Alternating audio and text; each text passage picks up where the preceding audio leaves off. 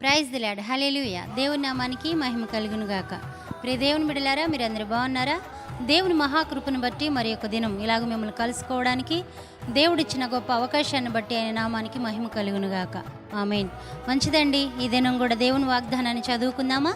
మన పరిశుద్ధ గ్రంథమైన బైబిల్లో నుండి యెషయా గ్రంథము 55వ అధ్యాయము 6వ వచనాన్ని చదువుతాను, శ్రద్ధగా ఆలకించండి.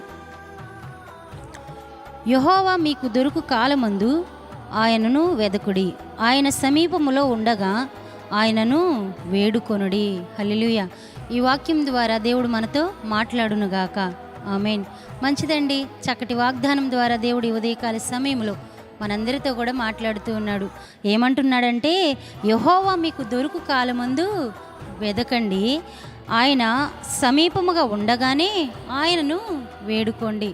నిజమేనండి, ఈ రోజుల్లో ఎక్కడ చూసినా కూడా దేవుని వాక్యాలు, వాగ్దానాలు, పాటలు, మరి దేవుని గురించిన సత్యాన్ని విస్తారంగా చక్కగా మనకి ప్రకటించబడతా ఉంది. అయితే చాలామంది దాన్ని నెట్టివేసేవారిగా, వాక్యాన్ని త్రోసివేసేవారిగా ఉంటా ఉన్నారు. వాక్యాన్ని అంటే దేవుణ్ణి నెట్టివేసేవారిగా. ఆదియందు దేవుడున్నాడు, దేవుడే వాక్యమై ఉన్నాడని వాక్యం చెప్తూ ఉంది కదా. వాక్యమై ఉన్న దేవుణ్ణి మనం నెట్టివేస్తూ ఉన్నాం. అయితే అక్కడ దేవుడు మాట్లాడుతున్న మాట ఏంటంటే, యెహోవా మీకు దొరికిన కాలమందు మీరు ఆయనను వెదకండి అని సెలవిస్తూ ఉన్నాడు. నిజమేనండి, బైబిల్లో ఒక ఆయన కనపడతా ఉంటాడు మనకి. ఎక్కడంటే మార్కు సువార్తలో ఒక వ్యక్తిని మనం చూస్తూ ఉంటాం. అక్కడ బర్తిమయ అని ఒక వ్యక్తి, అతను గ్రుడ్డివాడు. యేసు ప్రభు ఆ మార్గములో ఆయన ఎరుకో మరి గవిని దగ్గర కూర్చొని ఉంటాడు. ఆ భిక్షం ఎత్తుకునే వ్యక్తిగా ఉంటాడు. అయితే యేసు ప్రభు వారు ఆ మార్గాన, ఎరుకో మార్గాన వెళ్తున్నాడని తెలుసుకొని ఆ గుడ్డివాడు యేసు ప్రభును గూర్చిన మాటలు విని, యేసు ప్రభును గూర్చి మరి ఏదైనా ఆయన నాకు చేస్తాడని ఆశతో ఆ గుడ్డివాడు యేసు ప్రభుని పిలవటానికి, మరి యేసు ప్రభువుని సమీపించటానికి ఇష్టపడతా ఉంటాడు. అక్కడున్న అనేక మంది జనసమూహము ఆ గుడ్డివాడిని చూసి, అరే గుడ్డివాడా, నువ్వు ఓరకుండు అని గదుంతా ఉంటారు, చేదరించుకుంటూ ఉంటారు. కానీ ఆ గుడ్డివాడికి తెలుసు ఏమనంటే, యేసు ప్రభు నన్ను గనక దాటిపోతే నాకు ఇంకా చూపు రాదు, లేదా నేను అనుకున్నది జరగదు. అందుకని ఆయన నాకు సమీపముగా ఉండగానే నేను నా స్వరమెత్తి పిలవాలి, ఆయన్ను వెదకాలి అని ఆ గుడ్డివాడు ఏం చేస్తాడంటే, యేసు ప్రభువా, దావీదు కుమారుడా, నన్ను కరుణించయ్యా అని బిగ్గరగా కేకలు వేస్తూ ఉంటాడు. అయితే అక్కడున్న ప్రజలందరూ, అరే గుడ్డివాడా, నువ్వు ఊరకుండు అన్నప్పటికీ ఆ గుడ్డివాడు ఏం చేస్తాడో తెలుసండి, ఆయన మరీ బిగ్గరగా, దావీదు కుమారుడా యేసు, నన్ను కరుణించయ్యా అని మరీ ఎక్కువగా కేకలు వేసినట్లుగా మనం చూస్తున్నాం.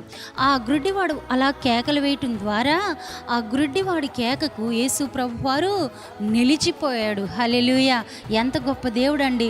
నిజంగా ఆయన సమీపముగా ఉండగానే మనం ఆయన్ని వెతకాలి, ఆయన సమీపముగా ఉండగానే మనం ఆయనను వేడుకోవాలి. నిజంగా ఇప్పుడు నీకు చక్కగా ప్రార్థించుకునే అవకాశం ఉంది, వీలుంది, దేవుని వాక్యాలు వినటానికి వీలుంది, అవకాశం ఉంది, మరి దేవుని సన్నిధిలో గడపటానికి వీలుంది, అవకాశం ఉంది.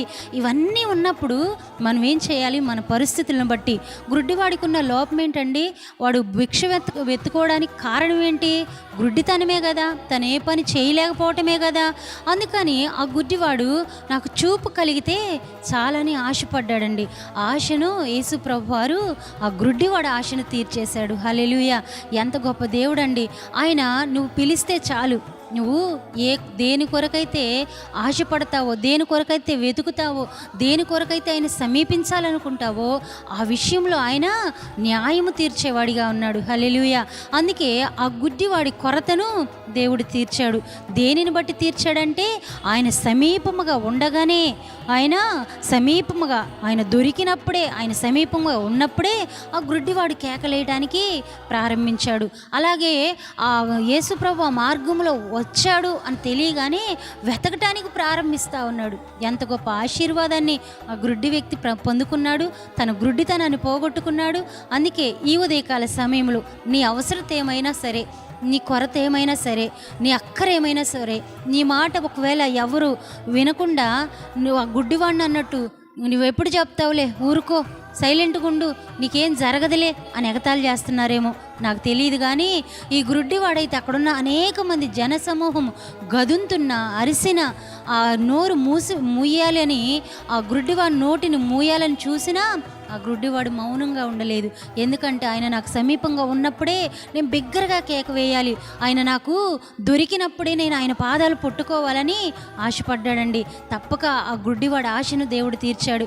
ఈ ఉదయకాల సమయంలో నీ ఆశ ఏదైనా సరే దేవుణ్ణి ఆ గుడ్డివాడిలాగా చక్కగా దేవుని సన్నిధిలో ధారాళంగా ప్రార్థించు, మరి స్వేచ్ఛగా ప్రార్థించు, మనసారా ప్రార్థించు. దేవుని సన్నిధిని ఆయన సమీపంగా ఉన్నప్పుడే వెతుకు, ఆయన దొరికినప్పుడే ఆయన పాదాల మీద పడి ఆయన సన్నిధిలో మనం ఏం చేయాలంటున్నాడు, ఆయనను వేడుకోవాలంటా ఉన్నాడు. ఆయన మనకు ఉన్నప్పుడే, ఆయన మనకు సమీపంగా ఉన్నప్పుడే, ఈ వాక్యం వింటున్నప్పుడే, లేదా ఎట్లయినా దేవుడు మాట్లాడుతూ ఉన్నప్పుడే ఆయన వేడుకోవడానికి ఇష్టపడు. ఆ గుడ్డివాళ్ళలాగా నీ అక్కర ఏదైనా సరే ఉదయకాల సమయంలో యేసు ప్రభువు నామములో తీర్చబడునుగాక అంటూ పలుకుతూ ఈ మాటలు ముగిస్తూ ఉన్నాను. దేవుడి వాగ్దానాన్ని దీవించి ఆశీర్వదించునుగాక. ఆమేన్.